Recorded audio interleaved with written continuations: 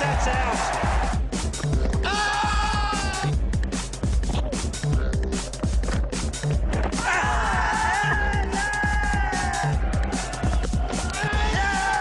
Big shout. Yes, he's got him.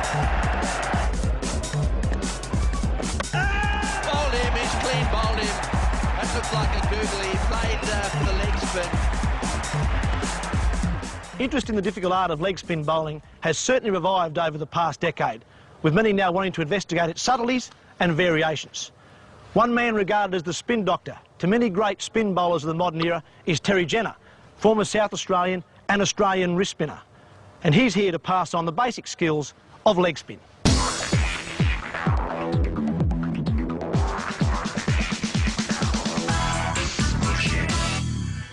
Wrist spin is an extremely difficult art. Whilst trying to beat the batsman with flight and again with spin, we also have a very, very small target area in which to land the ball. The stock leg break will pitch in front of the batsman and then spin sharply towards slip.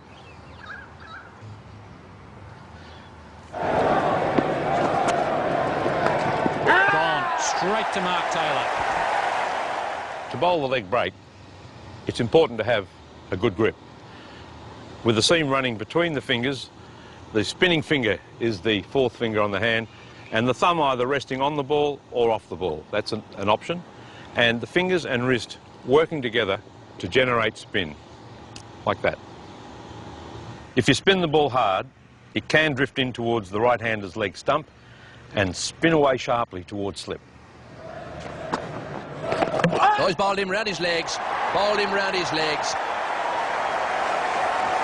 Well, that's 10 for the match. So recapping, remember the comfortable grip. This is the spinning finger. The thumb is an optional, on the ball or off the ball. Fingers and wrist combining together to impart the spin, and spin it as hard as you can and as often as you can, because the more you practice, the more you improve. Yes, that's out. Big edge. Healy took a gem of a catch. My word, isn't a girl having a good series? Boy, you think that didn't turn. It pitched in a little bit of rough, I think, outside the off stump, but it spun and turned.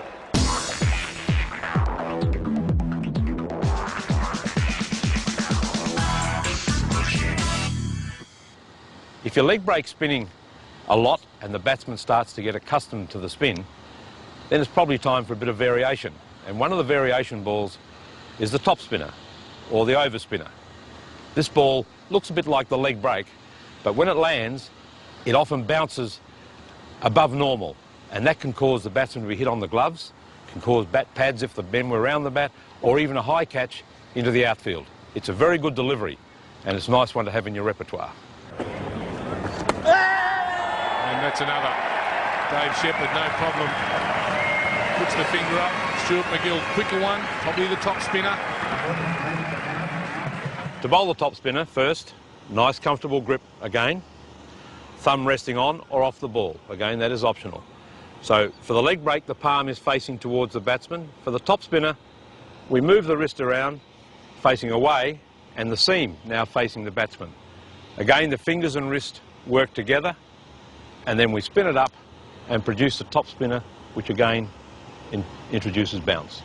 This action imparts overspin on the ball, which means that when it hits the pitch, it will hold its line and bounce up towards the batsman. So once again, recapping, the grip, same as for the leg break, thumb either resting or off the ball, only this time seam facing the batsman, fingers and wrist working towards the batsman, imparting the spin like so, and bouncing and getting that extra bounce off the pitch, and helps keep the batsman guessing.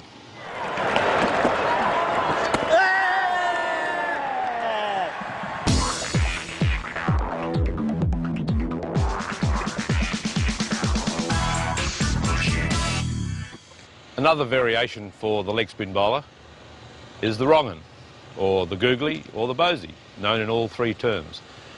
That's the one that a batsman expects sooner or later to come from a leg spin bowler, and whether it's sooner or later is up to the bowler.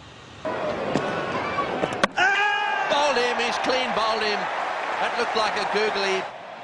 Unlike the leg break, which spins from leg towards off, the wrong 'un pitches outside off and spins back towards middle.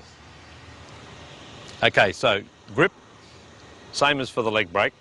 Thumb either resting just gently on the ball or off.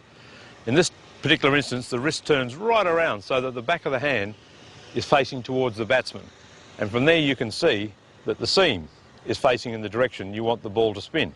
And then again, these fingers, working together in conjunction with the wrist, impart the spin, like so.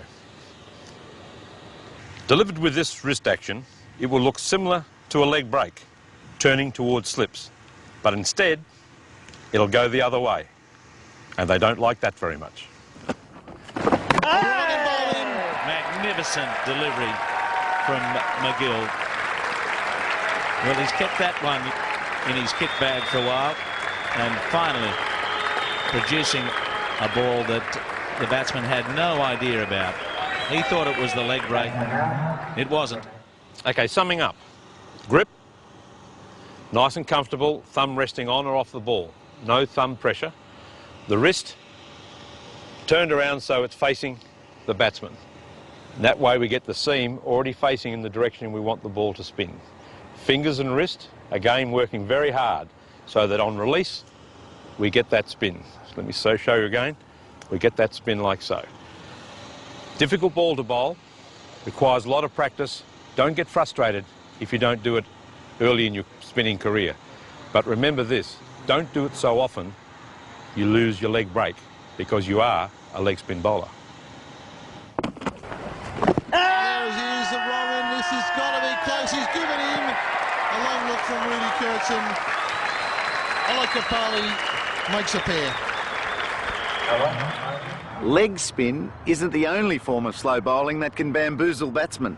So too can off spin. And a man who knows its subtleties is former Australian and New South Wales finger